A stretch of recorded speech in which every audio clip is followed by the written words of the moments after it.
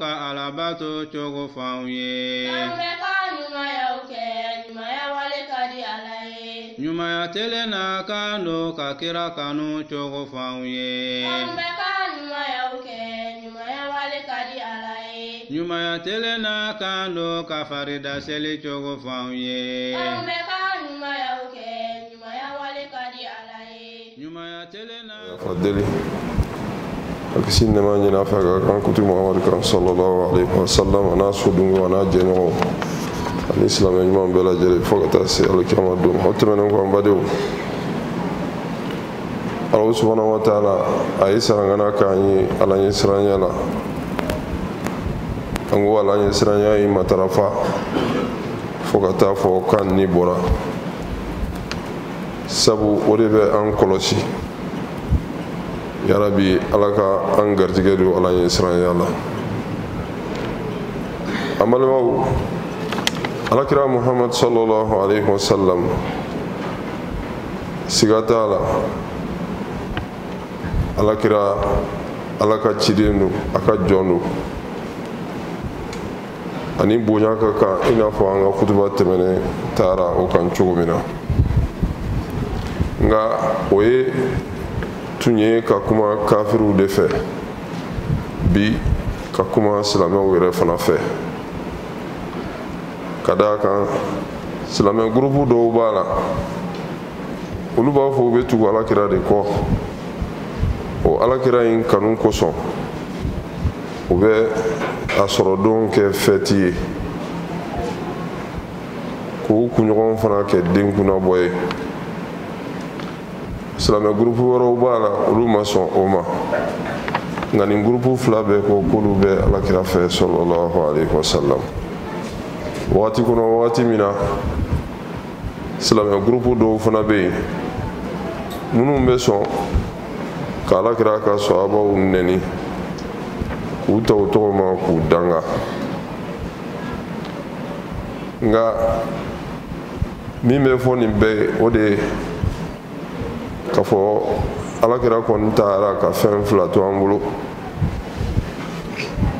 o bɛ Alakira nɔrɔ bila a yɛrɛ y'o fɔ n'o ye kuranɛ ye ani ale yɛrɛ kumakan sallallahu alaihi wasallam o kuranɛ in kɔnɔ Alahu subhanahu wa ta'ala ko k'ale b'a ka cidenw dɛmɛ a bɛ mumini tiɲɛtigiw fana dɛmɛ diɲɛ kɔnɔ fo ka taa se alikiyama kɛnɛ kan Alakira Muhammad an k'an k'a dɔn de yanni an ka sama sama k'a fɔ an b'a fɛ walima an t'a fɛ i bɛ mɔgɔ min fɛ i ka kan ka ɲini k'a dɔn k'a ladege o de ye fɛ hakika ye Alakira Muhammad ye jɔn ye Alakira Muhammad sallallahu alaihi wasallam a fa tɔgɔ Abdullah a ba tɔgɔ ko Amina Alakira sallallahu alaihi wasallam a bɛ sɔrɔ don min yatimɛ don a kɛra nin kalo in kɔnɔ maa fɔlɔ min ye sin d'a ma o tɔgɔ Suwaiba o kɔfɛ a ye san 4 kɛ Halimata Saadiya bolo a ba fatura k'a to san 6 Umu Ayman de y'a ladon o kɔfɛ Abdulmutalib y'a ladon o y'a mɔkɛ ye o fatura k'a si to san 8 o y'a kalifa Abu Talib ma Alakira sallallahu alaihi wasallam maa camancɛ mɔgɔ tun don sikɔrɔla mɔgɔ tun don maa sitigi tun don a ɲɛkisɛ bɛɛ kɛnɛ kan a y'a ka denmisɛnniya kɛ bagangɛn de la a y'a ka funɛŋɛniya fana kɛ jago de la Ala y'a latanga ka bɔ lebu ma ko bɛɛ lajɛlen ma a lakodɔnna ni tiɲɛ fɔ de ye ani danaya ani nɔgɔya ni yɛrɛmajigin ani sen yɛrɛ la ani cɛfarinya ani bololabila Alakira tun tɛ sarakati minɛ mais a tun bɛ ladiyali fɛn minɛ a ma dimi a yɛrɛ kama siɲɛ kelen a ka dimi bɛɛ bɛ kɛ Alako de la hali n'a ye tulonkɛ kuma fɔ i b'a sɔrɔ a bɛ tiɲɛ de fɔ a ti yɛlɛ k'a da waga a sigiɲɔgɔnw barokɛyɔrɔw la o ye fantanw ni misikinaw de ye a bɛ taa bɔ banabagatɔw la a bɛ sɔrɔ janajaw la n'a bɛ dumuni kɛ a t'i nɔgɔmaya n'a bɛ fɛn min dun n'a b'a fɛ a b'a dun n'a t'a fɛ fana a t'a sabote alakira sallallahu alaihi wasallam tuma dɔw la kalo 3 tun bɛ tɛmɛ a kan a tɛ dumuni sɔrɔ k'a dun dumuni min ni tasuma y'a tobi o wagatiw kɔnɔ n'a ye tamaro sɔrɔ walima ji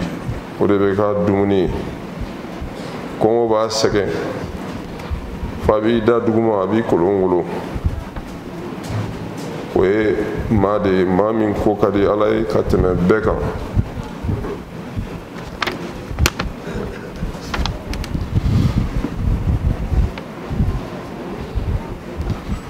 ala y'a bonya ni bonya fɛn bɛɛ ye min ka kan ka kɛ ka lahara ɲini diɲɛ ko t'a la alakira sallallahu alaihi wasallam a tun b'a se kɛ k'a ka denbaya ladon i tun b'a ye tuma dɔw la a bɛ makɛɲɛ kow kɛ minnu bɛ a ka cidenya sabati o dɔ ye kalo pɛrɛnna a kumakan fɛ o dɔ ye ji bɔra a bolokɔniw ni ɲɔgɔn cɛ o dɔ ye jirikuru fana ye mankan bɔ ko alakira tun bɛ hutuba kɛ ale kɔ la ale nana den kɛrɛfɛ minbaru jɔlen kɔfɛ a tun bɛ ŋuna alakira b'i bolo d'a kan k'a la sabali ɲaamɛ murutira a tigi bolo nka alakira nana a y'i masumaya degun min b'a kan a y'a lakali alakira ye alakira ye ɲaamɛtigi wele ka kangari da ye alakira a ye fɛn caman fɔ ko minnu bɛna kɛ kɔfɛ olu bɛɛ kɛra wa an bɛ k'a to u makɔnɔ a bɔkolo tun ka sanu an b'a fɔ min ma ko notable o don o de la kurɛsiw taara alakira kɔrɔfɔ abu sufiyani y'o ɲɛmɔgɔ ye herakli ye o ye diɲɛ famaba ye o don herakli y'u ɲininka ɲininkali kelen walima a y'u ɲininka ɲininkaliw minnu na belebeleba la a dɔ de ye k'a fɔ ko esike a bɔkolow bɛ cogo di alakira bɛ bɔ bɔkolow minnu na o bɛ cogo jumɛn u ko ko a bɔkolo ko notable don notable den don herakli ko cogoya de la ni ala bɛ ciden min ci a b'a bɔ bɔkolo barikalen de la i n'a fɔ u bɛ k'a fɔ cogo min na alakira a si selen san 25 a taara sami jamana kan jago de la khadija ye khadija ka jɔnkɛ n'o ye mayisara ye o y'a taama ɲɔgɔn ye tuma min na n'u seginna mayisara ka lakalikan fɛ a ye jogo ɲumanw minnu ye alakira la an ba khadija a y'a kanu alakira k'ale furu wagati la wagati min cɛw bɛ ɲɔgɔn sama na a nɔfɛ a y'a yira a terimuso nafisa la a k'a da yira alakira la n'a bɛ sɔn k'ale furu o don ale si ka kɔrɔ alakira ta ye san 15 alakira sallallahu alaihi wasallam a y'a binɔgɔ kɛ o hakilina ɲini olu sɔnna a ye furu in kɛ a y'an ba khadija furu o y'a denw fana bɛɛ bange a ye n'a bɔra den kelen na cɛman n'a musoman bɛɛ den kelen o ye ibrahima de ye o ye mariyatal qibtiya o ye o de dencɛ ye alakira sallallahu alaihi wasallam kuresiw yɛrɛ fɔra ɲɔgɔn kɔ alikaba jɔ waati la min bɛ hajar laswadu ta k'a don alikaba la o ma bɛn u yɛrɛ ko an k'an sigi ni maa fɔlɔ min donna alikaba kuru kɔnɔ o mana kɛ mɔgɔ mɔgɔ ka mɔgɔ ye an b'a d'o ma o nana bɛn alakira ma kisi ni nɛɛmaba ye ko tiɲɛna an jɛnna ni nin ye ko bɛɛ la sabu ni ɲɔgɔn tiɲɛtigi ni danayamɔgɔ tɛ maka kɔnɔ yan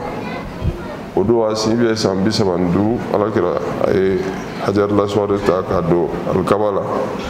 nka a ye kabila bɛɛ lajɛlen cɛbɔ bɔ ka fara a yɛrɛ kan u ka o baara in kɛ n'a yɛrɛ ka hakilina ɲuman ye Alahu subhanahu wa ta'ala y'a kɛ ciden ye ka Jibirila ci a ma ka si san 40 a ye kumakan fɔlɔfɔlɔ min fɔ a ye o de ye k'a ka kalan k'a bisi o nɔfɛ fo siɲɛ 3 k'a yira alakira la a n'a ka mantonw k'a fɔ diinɛ in a bɛ jɔ kalan de kan n'i kɛra silamɛ ye n'i ma kalan silamɛya kalan na i tɛ jate fosi ye i tɛ jate fosi ye sabu diinɛ tɛ jɔ jahiliya kan wa fitinɛ fɛn fɛn bɛ diɲɛ kɔnɔ bi silamɛya la n'i y'a lajɛ a lasili ye jahiliya de ye silamɛya dɔnbaliya de bɛ na ni nin bɛɛ ye an bɛ alakira fɛ dɛ ayiwa ninnu ye karisalakaw ye u tɛ alakira fɛ dɛ a bɛɛ lajɛlen ye kalanbaliya de ye n'an bɛɛ lajɛlen tun bi kalan k'a wajibi an yɛrɛ kan ka silamɛya in kalan k'a ɲɛdɔn mankan min bɛ yen a tɛ kɛ sabu ko in kɛlen bɛ tɔnko de ye sa ni maa min ka muru diyara e b'i ta tigɛ ka taa n'a ye ka mɔgɔw bisi k'u nɔnɔ bɔ ni silamɛya tɔgɔ ye silamɛw yɛrɛ ka an ka keguya ten ni mɔgɔ tun ka an k'o kɛ alakira n'a ka sahabaw fɔlɔfɔlɔ de tun bɛ o kɛ nka alakira ma mɔgɔ si bisi k'a nɔnɔ bɔ aw yɛrɛ y'a ye alakira sallallahu alaihi wasallam kalo 3 bɛ tɛmɛ a kan kɔngɔ b'a la a tɛ dumuni sɔrɔ k'a kɛ nin karamɔgɔ minnu bɛ ka nin fɔ nin est-ce que olu bɛ se ka hali tile kelen tɛmɛ kɔngɔ la est-ce que mɔgɔw tun tɛ alakira bolo minnu tun bɛ se a k'a f'u ɲɛna u ka a balo jɔ san kɔnɔ o mɔgɔw tun tɛ yan est-ce que alakira y'u deli sabu o t'a ka taabolo kɔnɔ wa karamɔgɔ man kan ka kɛ ten mɔgɔw wele ka na ko an bɛ alakira ko la ka nafolow fara ɲɔgɔn kan ni alakira tɔgɔ ye k'i yɛrɛ yɛrɛ danbeya ka taa alakira ma ninnu ye kow de ye ko minnu mɔgɔ ka kan ka maloya n'a ye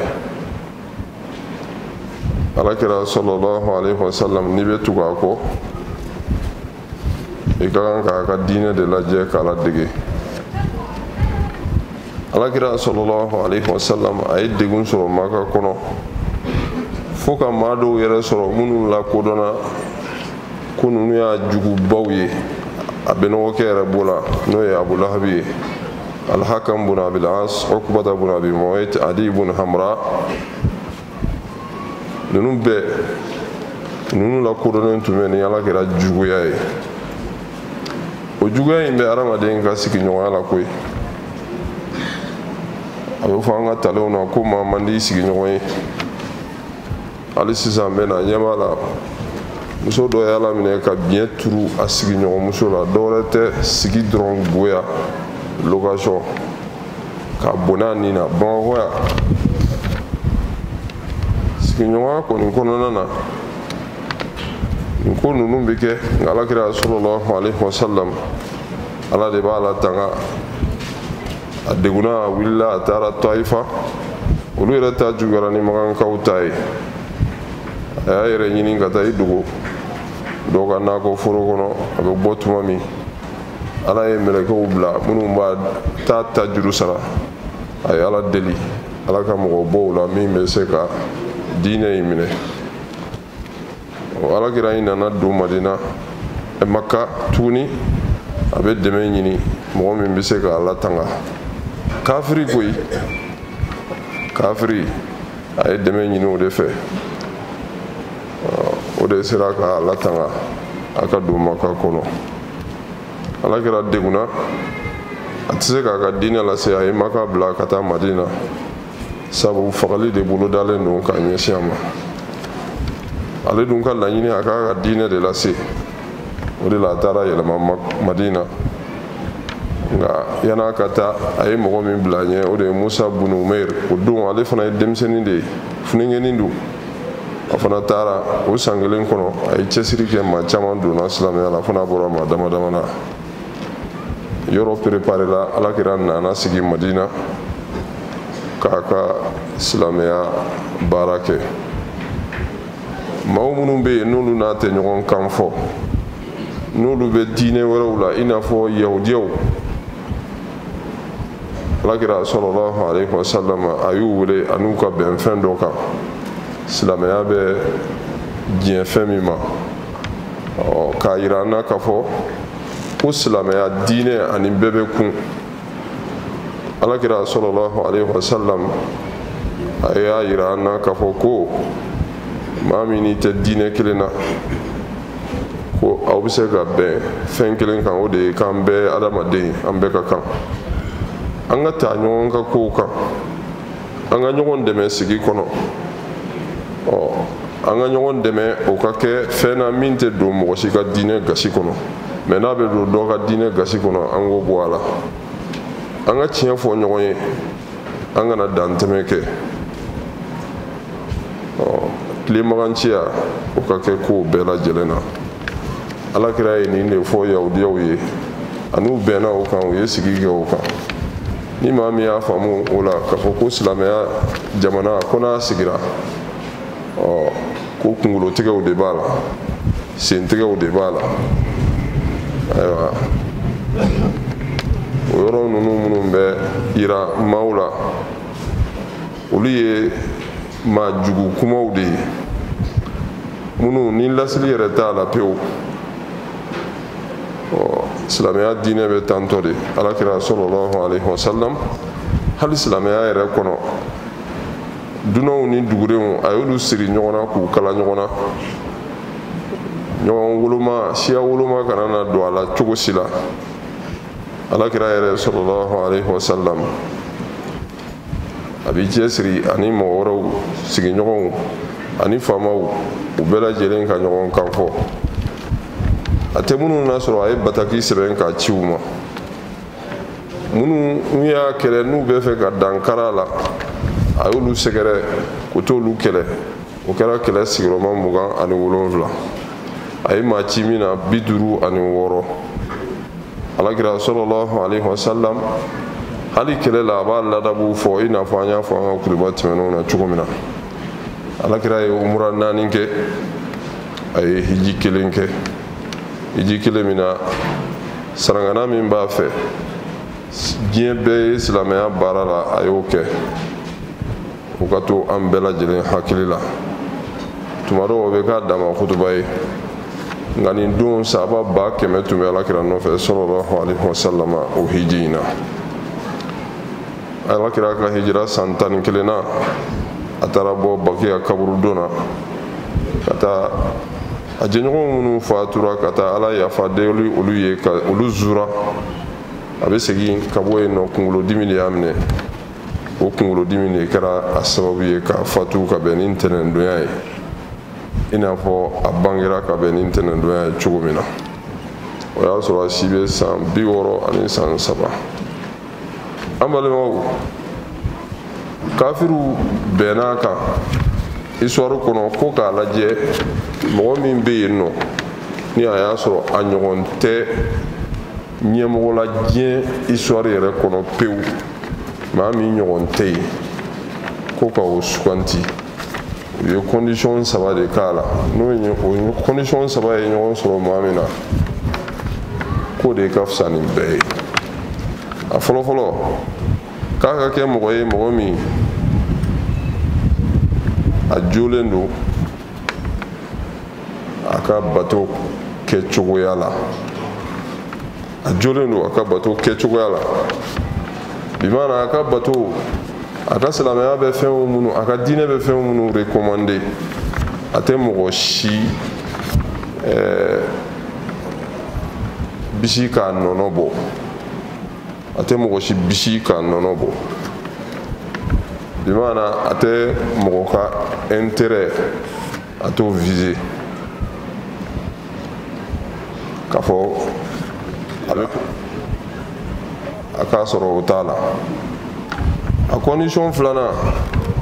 a k'a sɔrɔ mɔgɔ de don mɔgɔ min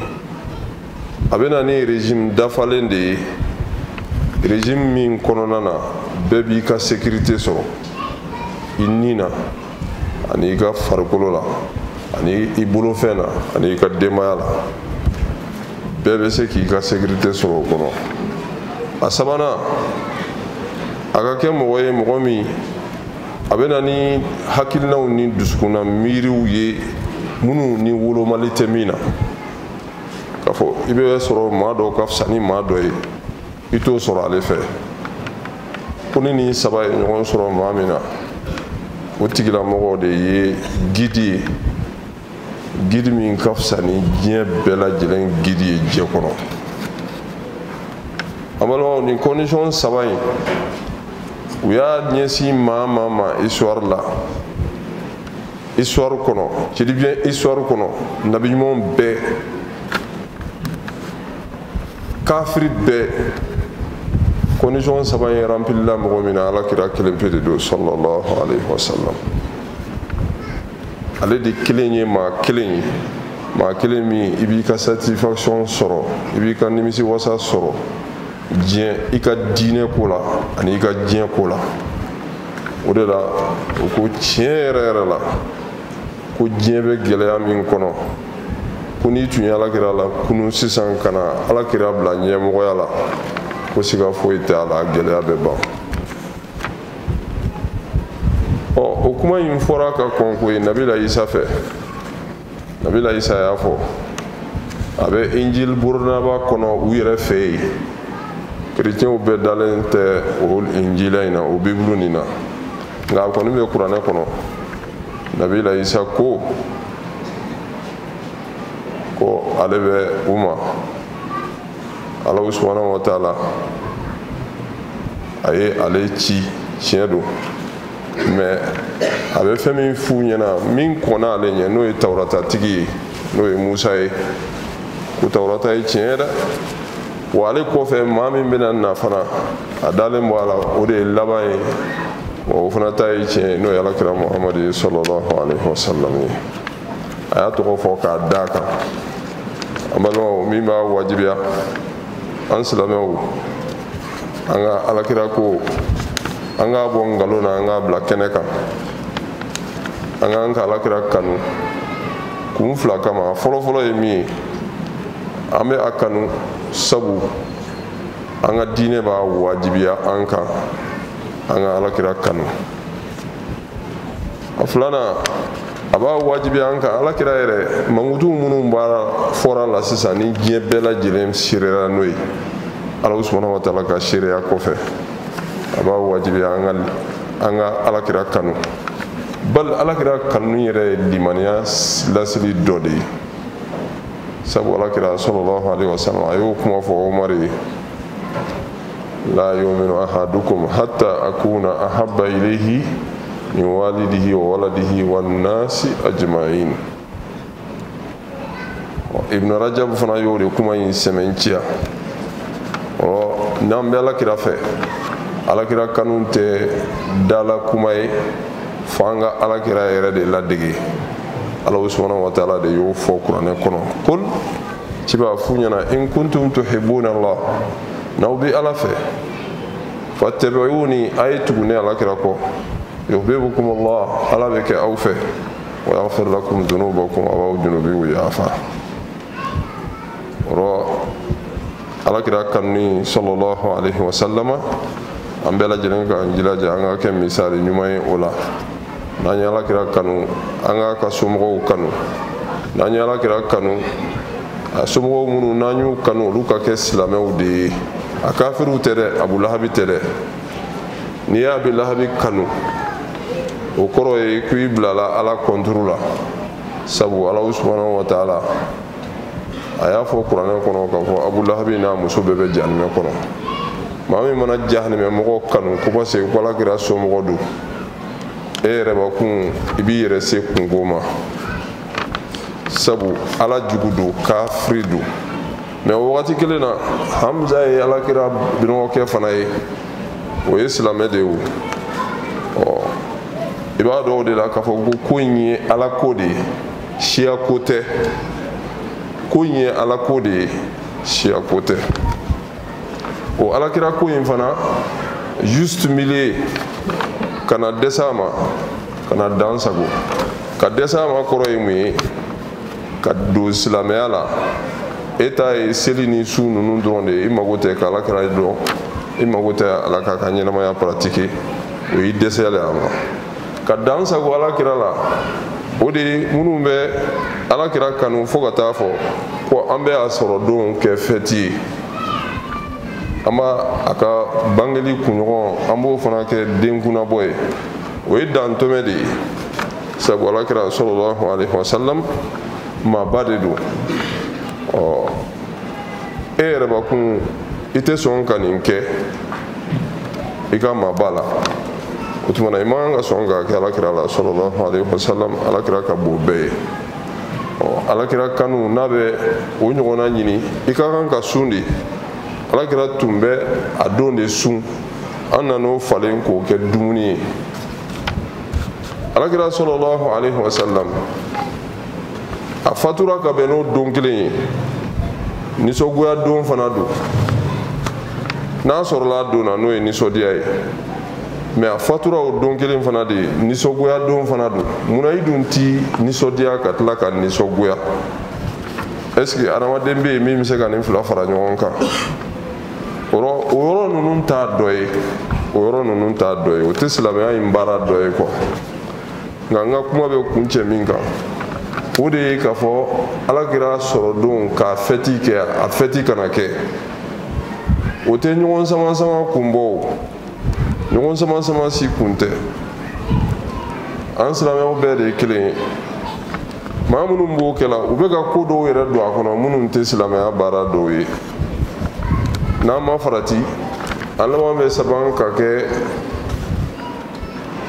fiyɛ de ye an yɛrɛ la an ka diinɛ la sabu dɔnkɛ ani damatɛmɛ walew minnu bɛ ka k'a kɔnɔ est ce que o ye nisɔndiya in manifester cogo dɔ ye wa a tɛ hali nkalon kɔnɔ o k'a fɔ ko alakira delila ka dɔnkɛ a n'a ka sahabaw o tɛ hali nkalon na a tɛ hali nkalon fana na ko alakira n'a ka sahabaw k'u taara sigi u bɛ ɲɔgɔn danga alakira nɔfɛ a ma deli ka kɛ o a ma se o ma yɔrɔ min bɛ yen ni sahaba dɔ bɛ yen nɔ n'a ye ko dɔ kɛ e bɔra o kalama adamaden de don komi adamaden tɔw maasumu tɛ o est ce que e bilala i k'a ka kiiri tigɛ i ma bila i k'a ka kiiri tigɛ munna i bɛ sahaba dɔ ta a tɔgɔ ma i b'a danga a ka arijinɛ ko n'a ka janimɛ ko a t'i ɲɛ sira la o ye sahaba ye o ye maa wɛrɛ o bɛɛ bɛ ten n'a bɛ ɲɛnamaya la i bɛ se ka bilasirali min k'a ye i b'o bilasirali k'a ye mais n'a tɛ ɲɛnamaya la alakira ko k'an kana su lebu fɔ alakira de y'o fɔ k'an kana su lebu fɔ kana su lebu lakali ni a y'a sɔrɔ ko e bɛ ka min fɔ tiɲɛ de don a b'a sara kɔnɔ ou bien a t'a sara kɔnɔ a b'a ɲaŋata kɔnɔ a t'a kɔnɔ e ka fɔli bɛ mun nafa ɲɛ sisan alakira de y'o fɔ an bɛ taa sahabaw ta cogo ma cogo jumɛn k'u yɛrɛ ka u danga de mun na dɔw kɛlen b'o k'o taabolo kɛ u ka diinɛ ye silamɛw cɛla kɔni donc n'i bɛ alakira fɛ a b'a wajibiya i kan i ka kuranɛ lajɛ i k'a faamu i ka alakira ka sunna lajɛ i k'a faamu i ka alakira ka sunna pratiquer i ka kiiri i ka ko bɛɛ la k'a ɲɛsin kuranɛ ni hadisa ma kana o bila kɔfɛ dɛ sinon i tɛ kɛ limaniya jɔn ye dɛ ala de y'o fɔ fala wa rabbika la yu'minuna hatta yuhakkimuka fima shajara bainahum o b'a wajibiya an kan fana an kana bato foyi kɛ f'an ka alakira bila an ɲɛkɔrɔ exemple la ni alakira ye min kɛ o kɛ o de ye alakira kanu ye o kɛ a ye fini don cogo min na a kɛ ten a ye masiri fɛn fɛn kɛ cogo min na a kɛ ten dumuni an y'a ka fɛnw minnu fɔ sisan olu kɛ o cogo la a ɲini ka alakira dɔn a ka kow la i k'olu kɛ i k'olu pratiquer o de ka ɲi an ka ladabu ta ni alakira ye an kana taa fɛn fɔ min bɛ don alakira a dɔgɔyama la kumakan na walima kɛwale la wa alakira kanu a b'a wajibi an ka alakira défense ta maa o maa kɔrɔ min bɛ dɔgɔyama ta ka alakira sɛgɛrɛ i n'a fɔ min bɛ ka kɛ faransi ɲɛmaw fɛ je dis bien faransi ɲɛmaw faransi bɛɛ tɛ dɛ silamɛw aw ye ko faamu koyi faransi bɛɛ tɛ dɛ faransi ɲɛma et puis a dɔw a bɛɛ tɛ dɛ min y'a kuma fɔ o de bɛ juger ka bɛn n'a ye a yɛrɛ bɛ cogo min na bi a ka jamana kɔnɔ a yɛrɛ bɛ dɔ faamu ala bɛ ka gɛlɛya min ta k'a sɛgɛrɛ bi jamana kɔnɔdenw kɛlen bɛ ka jamana sira principaliw bɛɛ minɛ ko mɔgɔ tɛ tɛmɛ bilen o ye ala ka kɛlɛ de ye n'i ye ala kɛlɛ i b'i sigi i bɛ ala makɔnɔ n'i ye ala kira kɛlɛ i b'i sigi ala de b'a kɛlɛ kɛ mɔgɔ wɛrɛ si t'a kɛlɛ kɛ anw seko ye min ye an ŋaniya kɔni na a n'an da la an bɛ se k'a manifester cogo min na an b'o manifester ten nka an tɛ se ka dan sago dɛ aw kana tubabuw bɛɛ kɛlɛ tubabuw bɛɛ tɛ mɔgɔ min y'a kuma fɔ mɔgɔ min y'a ko kɛ o de bɛ viser a banna maa minnu bɛ taa silamɛya tɔgɔ ta ka taa bagan mɔgɔ dɔw ma k'u nama minɛ ka taa n'u ye kungo kɔnɔ ka taa u sauvageya faga ni silamɛya tɔgɔ ye silamɛya tɛ silamɛ ye a bɛɛ b'an cɛla yan a bɛɛ b'an silamɛw cɛla sinon silamɛ miliyari 1 miliyɔn 600 walima miliyɔn 700 ni kɔ o diinɛ mɔgɔ bɛ se ka taa o ɲɛmaga dɔgɔya cogo jumɛn k'o bɛ kɛ ko nɔgɔma ye a tɛ kɛ ko nɔgɔma ye kɔrɔ e min ye silamɛ simple ye hali n'i ma dɔwɛrɛ kɛ kɔni i k'a kɔniya i dusukun na o bɛɛ ye limaniya dɔ ye alakira an ka to ka a waladaw kɛ i n'a fɔ nin n'a ɲɔgɔnnaw ka seli caya alakira kan ka seli caya alakira kan surtout jumadonyaw fɛ ninnu bɛɛ lajɛlen ɲininen don mais wagati kɛrɛnkɛrɛnnen tɛ ninnu kama mais ne ka alakira kanu de kɛra ko san kɔnɔ su 2 alakira sɔrɔ don a n'o kunɲɔgɔn o de la e bɛ taa sigi i bɛ kumakanw kalan kumakan minnu yɛrɛ e bɛ k'a fɔ mɔgɔ minnu ye hali u t'a mɛn a dɔw bɛ taa sigi u bɛ kasidatul busayriya de ta u b'a fɔ kasidatul busayriya ye arabukan de est ce que maliyɛn bɛ arabukan mɛn wa kuma min yɛrɛ bɛ ka kalan yɛrɛ tuma dɔ ale bɛ ka kalan min fɔ a tɛ mɛn yɛrɛ tulo la aw tɛ fɔra sa a bɛ komi i n'a fɔ mali ɲɛmɔgɔw bɛ ka min kɛ mali majorité bɛ bamanankan de fɔ i bɛ taa fɛn bɛɛ fɔ tubabukan na olu ye u bɛ mun de faamu an ka kow kɛ réalisme kɔnɔ walima kana kutuba bɛɛ kɛ arabukan na k'i kɔ don ka taa est ce que o ye ko de ye a dabɔra mɔgɔ minnu kama u ma foyi faamu o ye diinɛ ye wa o tɛ diinɛ ye o n'i bɛ diɲɛ jɔ i b'a jɔ ligne droite de kan fɛn min jɛlen don a jɛlen don transparence de b'a la tout côté ɲɛmɔgɔ ni kɔmɔgɔ bɛɛ b'i yɛrɛ kalama silamɛya diinɛ fana bɛ ten de i tɛ se k'a fɔ k'e ye ɲɛmaa ye et que e jɛngɛlen de don e ye ɲɛmaa ye i bɛ jɔ mɔgɔw seli la hali fatiha min bɛ kalan o tɛ mɛn e ye alimami de ye wa i bɛ mɔgɔw fara ɲɔgɔn kan ko e bɛ alakira de fɛ i bɛna fɛn kalan e yɛrɛ bɛ ka fɛn min kalan i t'a kɔrɔ dɔn yɛrɛ ka dɔgɔkun kelen kɛ o ko ninnu na ne ta tɛ lagosili ko ye mais ne bɛ fɛ k'a f'i ɲɛna alakira hali n'i ma ɲɛ i b'a kɔ est ce que i tɛ alakira ɲɛfɔ mɔgɔw ɲɛna au moins san kɔnɔ siɲɛ kelen kɔnɔ u k'a dɔn alakira ye jɔn ye mais n'u taara sigi dɛ u tɛ dɔwɛrɛ si fɔ ko alakira de sallallahu alaihi wasallam dɛ a tun bɛ sarakati bɔ dɛ u b'o yɔrɔ ninnu dɔrɔn de fɔ i t'a sɔrɔ ko nin fɔcogo ɲɔgɔn ba yɔrɔ si k'a to ni a sɔrɔla tan de a ye nin de kɛ a denmisɛnninma a ye nin de kɛ a san 25 a ye nin kɛ a san 35 a ye nin kɛ tan a ye nin kɛ tan a tun bɛ ala bato ta a tun bɛ dumuni kɛ tan a tun bɛ nin kɛ a tun bɛ nin kɛ u tɛ se k'a si ɲɛfɔ bali hatta alakira bɛ ala bato kɛ cogo min na seli yɛrɛ gansan alakira tun bɛ seli cogo min na u tɛ se k'a ɲɛfɔ e b'i yɛrɛ kɛ karamɔgɔ ye k'e bɛ alakira fɛ nin ye sabotage ko de ye ɲuguntɔ ko don mais ya leita an kuma kan bɛ se ka diɲɛ bɛɛ sɔrɔ walayi diinɛ in ka bɔ dugu la ten sa a sera quoi diinɛ in tɛ théâtre bɔ ye quoi san o san mankan ci la mɔgɔw da la ka kɛ i n'a fɔ aw kelen de bɛ alakira fɛ o ye fili ye dɛ mais an kana a généraliser dɛ u bɛɛ tɛ dɛ je dis bien u bɛɛ tɛ dɛ nka ni ɲumantigiw b'u cɛla hakikatan u bɛ alakira fɛ u bɛ alakira fɛ mais kɛcogo in de bɛ k'u jɛ n'i t'a dɔn dun n'a ka di ye e bɛ se ka i bɛ fɛ ka fɛn min kɛ e t'o ɲɛdɔn e t'a ɲɛdɔn i b'a kɛcogo juguya min na o de fɔra i ye dɛ o de kama bana min b'anw na bana in fɔlɔ ye kunfiya de ye kunfiya de b'anw na an ka diinɛ la wa kunfɛnɛya de fana b'anw na an ka diɲɛ jɔli la nin kunfiya fila in n'anw ma kunu walahi n'anw ma kunu anw tɛ lafiya sɔrɔ diɲɛ kɔnɔ abadani wa n'ala ma jan kɛ hali lahara an tɛ lafiya sɔrɔ parce que kunfiya tɛ mɔgɔ don arijinɛ kɔnɔ dɛ il faut chercher à comprendre et puis appliquer ce que tu as appris à la lettre mais k'e kɛ diinɛ kɔnɔ i t'i yɛrɛ concerné que tu es responsable i ka kan k'i ka diinɛ ɲɛɲini e ye silamɛ modèle jumɛn de ye o alakira kanu bɛ min san o san bɛ taa tɛmɛ ten e tɛ foyi kura dɔn alakira la e ko k'e bɛ alakira fɛ vraiment c'est dommage mais anw ka jamanaw hakika bɛ tantɔ de wa silamɛ jamanaw nin fitinɛ de bɛ silamɛ jamana bɛɛ kɔnɔ an b'a fɛ dɛ ninnu tɛ alakira fɛ ninnu ye alakira jugu ye fitinɛ san o san i mankan kelen kelenw de bɛ yen mais i t'i yɛrɛ ɲininka est ce que i bɛ mun de kɛ alakira ko la en toute réalité ala bɛ yɔrɔ min nɔfɛ i la o de ye pratique nin ye o alakira dɔn et puis i k'a ladege yarabi ala k'an kɛ alakira ɲɔgɔn ye ala k'an kɛ alakira dɛmɛbaga ye ala k'an n'a ka bɔ fi hawdihi fi jannati firdausi insha Allah ربنا آتنا في الدنيا حسنة وفي الآخرة حسنة وقنا عذاب النار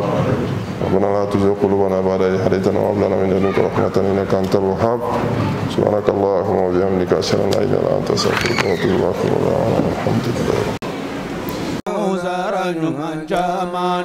جزاك الله خيرا لمن كرم خيرا جزاك الله خيرا على كوزار نمان جامانا نمان يتبسيك بو خيرا لمن كرم نمان يتبسيك خيرا لمن كرم